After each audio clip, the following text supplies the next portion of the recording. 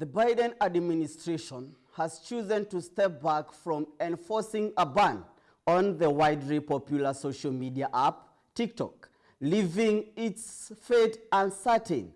The decision provides temporary relief for TikTok users. The question remains, what happened next? On the other hand, Gaza war has shocked the world with its brutality and destruction. More than 46,000 lives have been lost, and the humanitarian crisis has reached a critical point. We will be covering these stories and many more here at the Ambassador News, and I am your Ambassador Paul Madenge. Good afternoon. To begin our bulletin, South African authorities are facing mounting anger and calls for accountability following the tragic death of at least 87 illegal miners trapped in an abandoned gold mine. The miners, who had been stuck underground for months, were denied basic aid such as food and waters, as authorities choose to use harsh tactics, including withholding supplies, in an attempt to force them out. The incident has sparked nationwide outrage and led to accusation that officials failed to act in time to save lives, fueling demands for a full investigation into the tragic. Irene Juguna reports. The bodies of at least 87 illegal miners have been recovered from an abandoned gold mine near Stilfontein, southwest of Johannesburg. Authorities have yet to release the full details of the miners' death, but starvation and dehydration are suspected causes. The tragedy has sparked widespread outrage. The miners, thought to number around 2,000, had been working in the mine since August last year. Despite their perilous situation, authorities initially refused to assist, labeling them as criminals. Their decision to withhold aid was condemned by trade unions and human rights groups. Community members, however, took matters into their own hands, launching their own rescue attempts. A court ruling last week forced authorities to begin a rescue operation, but by then, many lives had already been lost. Local volunteers said that the government's failure to act is unforgivable. This government make a plan and they must go to court, they must account for these bodies. I risk my life to go there to save people. Where was this rescue machine? They said they will put a cage. They will never put someone down. So who will open the cage? We came as a community leaders. We take our lives, so we said, we want to save those people. We will go down there no matter dark or blue. As anger over the incident intensifies, calls are growing for President Cyril Ramaphosa to establish an independent inquiry into the tragedy. South Africa's second largest political party, which is part of the ruling coalition, is among those demanding a full investigation. Authorities are now under pressure to account for their actions and the loss of so many lives. Irene Juguna, GBS News. And now, Nigerian troops have killed 76 Boko Haram and Islamic State West Africa province militants in the country's northeastern Boko State in the recent weeks, a spokesperson said on Thursday. The militants were believed to belong to the armed group Boko Haram and its offshoot ISWAP, who have been waging a deadly insurgency in the northeast Nigeria since 2009 that has displaced millions and killed thousands, with Bono and its epicenter.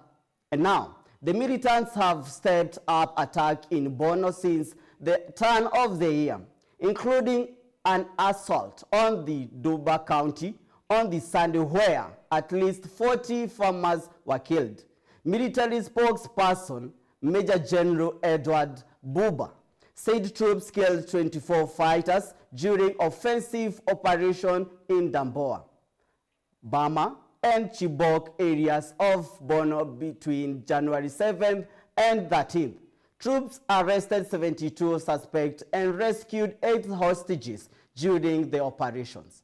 He said in a statement, Buba said weapons and ammunition, including AK-47 rifles, grenades, rocket-propelled grenades, and improvised explosive devices were recovered during the operations. Peris Kigo with more.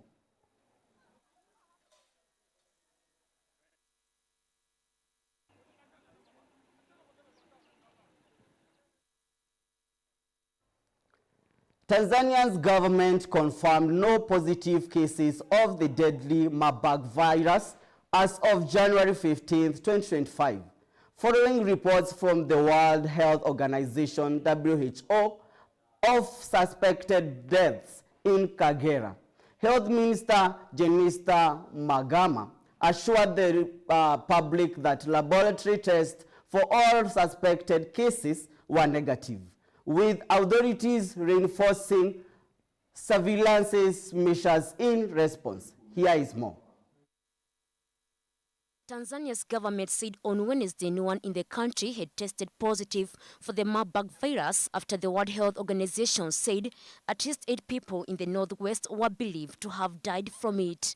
On Tuesday, the World Health Organization said it had received reliable reports of suspected cases of Marburg virus in the region of Kagera on January 10. Victims had presented with typical Marburg symptoms, including headache, high fever, back pain, diarrhea, vomiting blood, muscle weakness, and external bleeding. After receiving information on the suspected cases, Magama said the ministry took immediate measures, including the deployment of the team of experts to the area, event investigation, the collection of specimens, and laboratory testing. Tanzania suffered its first Marburg outbreak in 2023, recording 9 cases, including 6 deaths in the same area. Tanzania was criticized during the COVID-19 outbreak for not sharing data on the infection and ignoring preventive measures. In response to the World Health Organization concerns about suspected Marburg virus cases in Kagera, Tanzania government confirmed that all tests were negative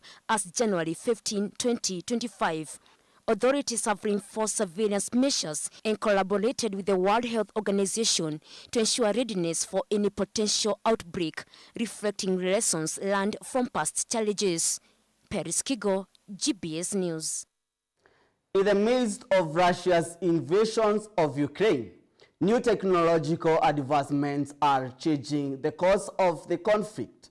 A remote-controlled vehicle operated without a crew and armed with a machine gun made a major milestone as it navigated the snow-covered battlefield in East Ukraine. This technological innovation signals a shift in modern warfare and the race to utilize machines on the front lines. Here is more on the same. The Kartia Brigade, a unit operating in the northeastern Kharkiv region, released footage of last month's historic operation. The unmanned vehicle was used in combination with drones to clear mines and engage in assaults, paving the way for a successful infantry advance. Ukraine describes this as the first documented ground assault entirely carried out by machines, a key step towards limiting soldier casualties. Our task is to maximally transfer reconnaissance, clearing operations, and assaults to robots. They were usually performed by sappers, engineers, ordinary soldiers, and reconnaissance units. We transfer this to machines that we can afford to lose. With Russia's full-scale invasion now it's in third year, Ukraine is turning to innovative technologies to avoid further loss of life. The use of remote-controlled vehicles and AI-enabled drones has become crucial to the conflict, with domestic production of such technologies rapidly expanding. This comes as the death toll from Ukrainian soldiers reaches approximately 43,000. We have kamikaze drones here. They were the majority of drones used during the assault. We had 3 of them. We mount mines on them, but others can be used too. As both sides embrace new technologies, the question remains, will this innovation help bring an end to the war, or will they simply escalate the destruction? With Russia quickly adapting to Ukraine's advancement, the future of the conflict rests on a constant technological arms race that may define modern warfare for years to come. This is Abdihamid Ali, GBS News. Russian President Vladimir Putin and Central African Republic President Faustin Archange have reaffirmed their nation's commitment to strengthening security ties during high-level talks. The leaders discussed the progress made in restoring peace in the region and outlined plans for continued cooperation in enhancing border security and military capabilities.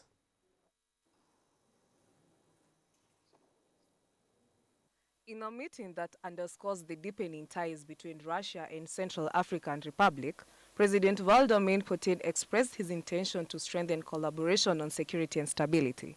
Addressing President Taudera, Putin emphasized the importance of continued partnership, noting that this discussion will be divided into a broader strategic dialogues and face-to-face meetings to address specific issues. President Taudera, reflecting on the significant progress made in restoring peace to the Central African Republic, extended his gratitude to Russian expert and military personnel. He praised their professionalism and bravery, acknowledging their critical roles in stabilizing the region.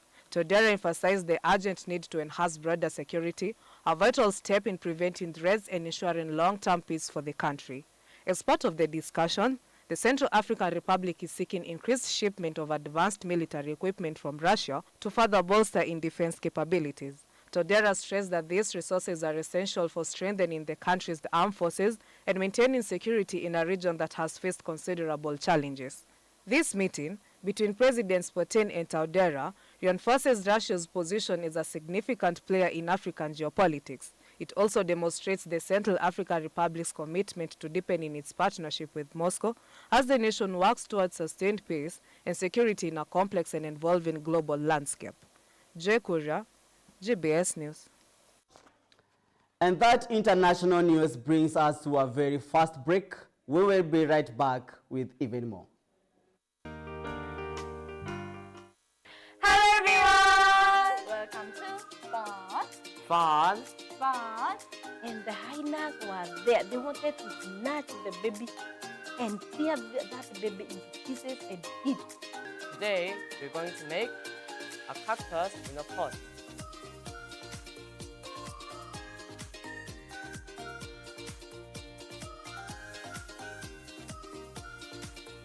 Hey, you, cold on. Are you biting your thumb at me?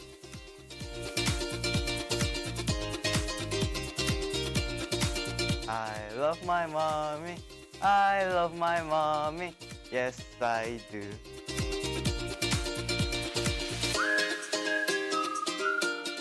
Are you going to show love to your friend? I'm sure you are going to do that.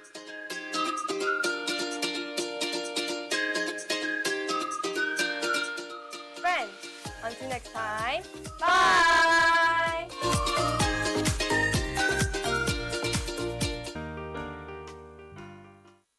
We are going to be talking about goal setting itself and building resilience. Goal setting and building resilience. So hawezi sema nita set goal then someone else akuja kuwork on the goal. Hawezi sema uta set goal yenyewe mwenyewe huwezi reach. Hawezi sema uta set goal na mali una stand like huwezi reach ile goal umeset. Just imagine I've promised someone that I will do something to them by the end of this year, and then surely I fail. What will happen? You know, they will say Steve has broken my heart. Nimeset hata mimi goals but ni realistic goals. Unajua aje ni realistic? Because najua I'm capable of, like, they're realistic. They're making sense. Sijasema nanunua V8 by the end of the year. But because I know inaweza kuwa impossible because mtu anaangalianga siku make tu. Unajua utaandika by December 31st nataka kuwa na iPhone 16 Pro. It is insane to do the same thing and expect different results. Yeah, so definitely we need to see, like, if it is not working, what is in this system that is making this thing fail, and I'm expecting these results. How can I improve this project? The goals that you set, maybe ukiona like maybe that can be affected by kitu huwezi avoid. About self-competition. I'm only in competition with the person I see in the mirror, and that is me. So it is about my personal development. It's not just a matter of writing and putting and now waiting, you know.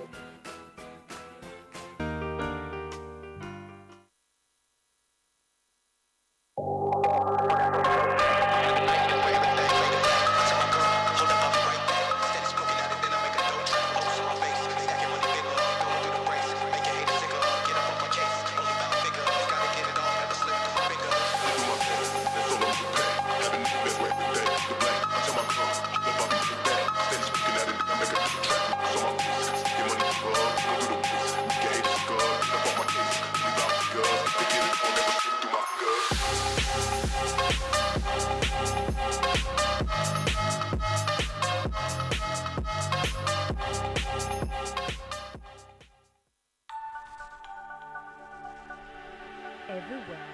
GBS. Welcome back to our international news. And now, experts are saying the outgoing President Joe Biden handling on the Gaza war and the difficulties in negotiating a ceasefire will be his legacy. The violence between Israel and Hamas has left a devastating toll on civilians. While the U.S. struggles to balance support for Israel with international pressure for peace, the situation may define Biden's time in office.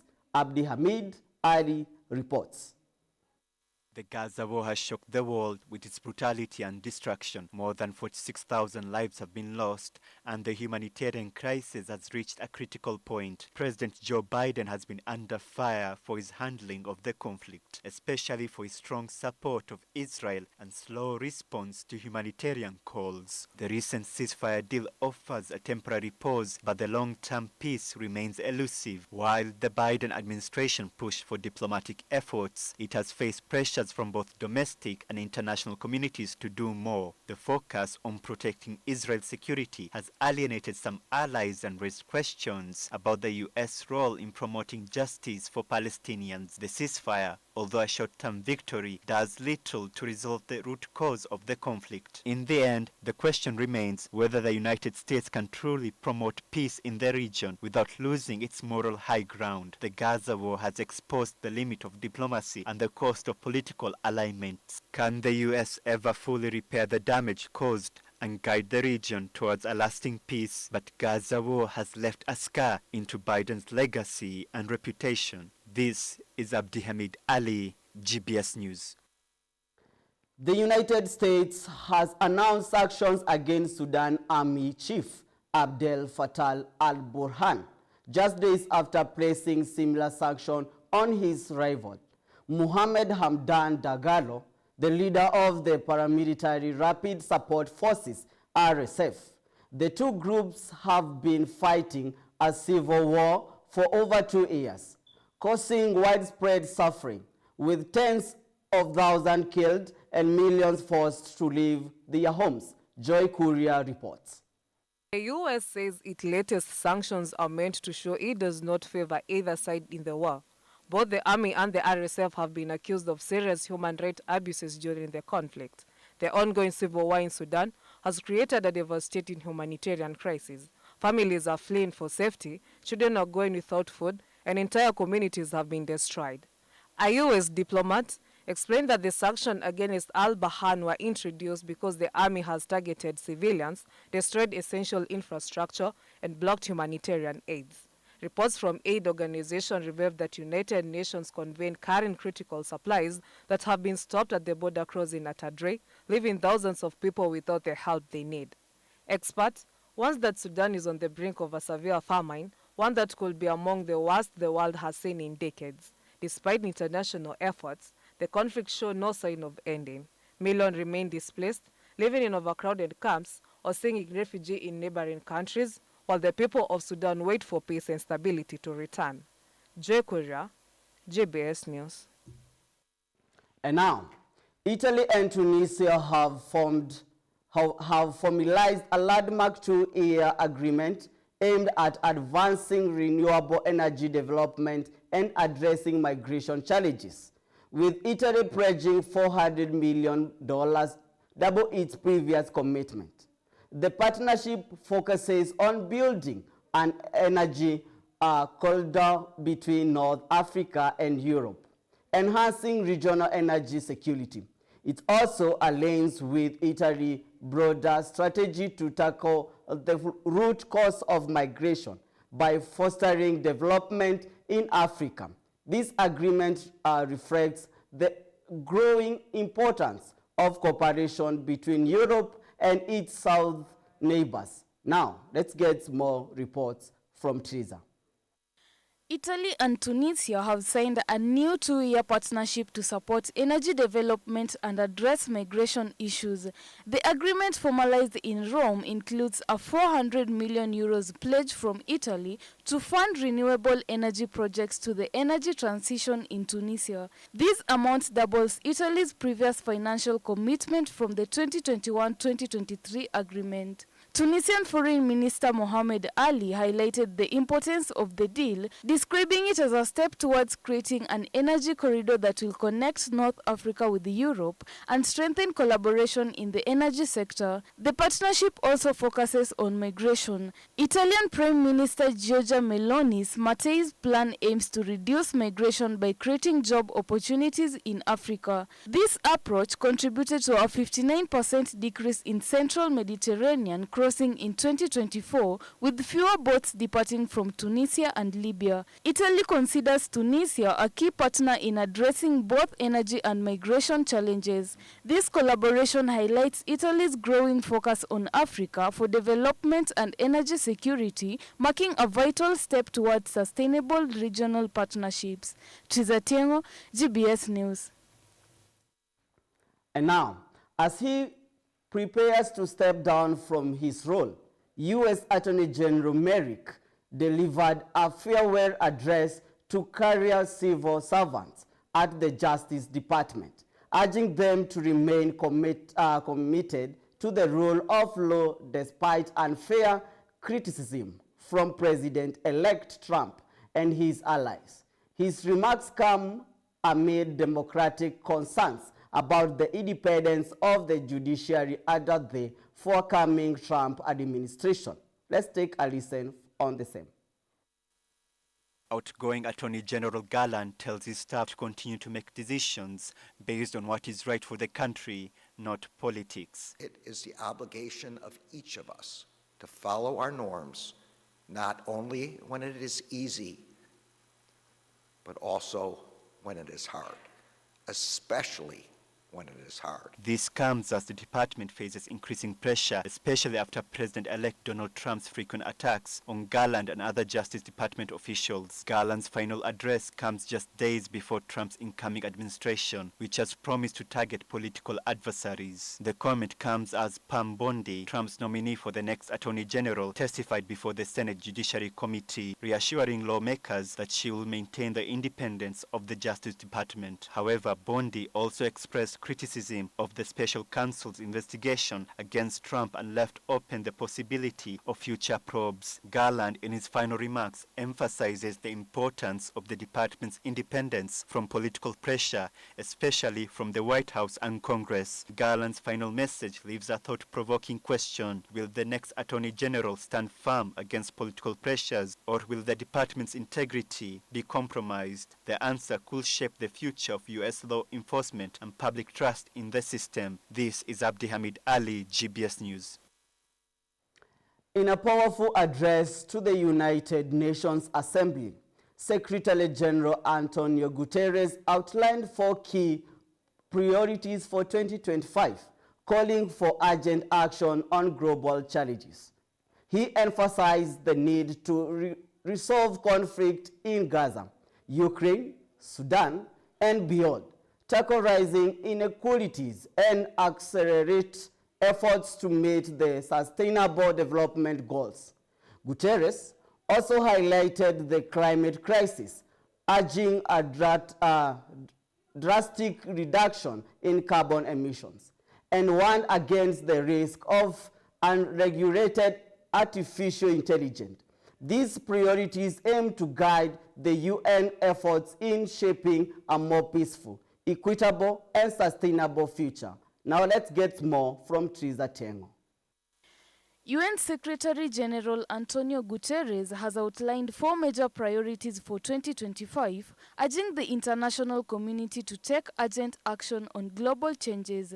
Guterres emphasized the need to address uncontrollable conflicts around the world, particularly in Gaza, Lebanon, Ukraine, Sudan, the Democratic Republic of Congo, and Haiti. He called for the United Nations to prioritize efforts to resolve these conflicts and ensure lasting peace in affected regions. He also highlighted the rampant inequalities that continue to plague the world, pointing out that with just 5 years left to meet Sustainable Development Goals, a significant funding gap of 4 trillion remains. Guterres stressed the importance of mobilizing resources and strengthening commitments to reduce inequality and achieve the SDGs. In response to the escalating crime crisis, Guterres called for a 60% reduction in carbon emissions by 2035 and a significant reduction in fossil fuel production. He urged nations to adopt urgent measures to address environmental challenges and transitions to sustainable energy solutions. Lastly, Guterres raised concerns about the rapid development of artificial intelligence and its potential risks. He called on the international community to ensure that AI serves humanity's best interest, promoting equality and dignity while preventing misuse. These priorities set the agenda for the United Nations efforts in 2025, highlighting the need for international cooperation and decisive actions to tackle global challenges. Triza Tiengo, GBS News. And now, in a surprising turn of events, the Biden administration has decided not to enforce a ban on TikTok, leaving the popular app's future in the hands of President-elect Donald Trump. The decision marks a shift in policy after months of uncertainty, and it now falls to the incoming administration to determine what next for TikTok and its millions of users in the United States. It's uncertain. For months, the Trump administration raised national security concerns over the app's ties to China, calling for a ban unless its ownership was sold to a U.S. company. However, with the Biden team now at the helm, that plan will not be carried forward, at least not immediately. While the decision provides temporary relief for TikTok users, the question remains, what happens next? President-elect Donald Trump will now have the responsibility to address the issue once he takes office. As the new administration prepares to take over, the future of TikTok in the U.S. remains in limbo. Many are watching closely to see how President-elect Trump will approach the matter, as the app's fate could impact millions of users, creators, and the broader tech landscape. Irene Juguna, GBS News. That's all for today at the Ambassador GBS Global. Meet me every Thursday and Friday, same place, same time at 1 p.m. I am your Ambassador Paul Madenge. Good afternoon.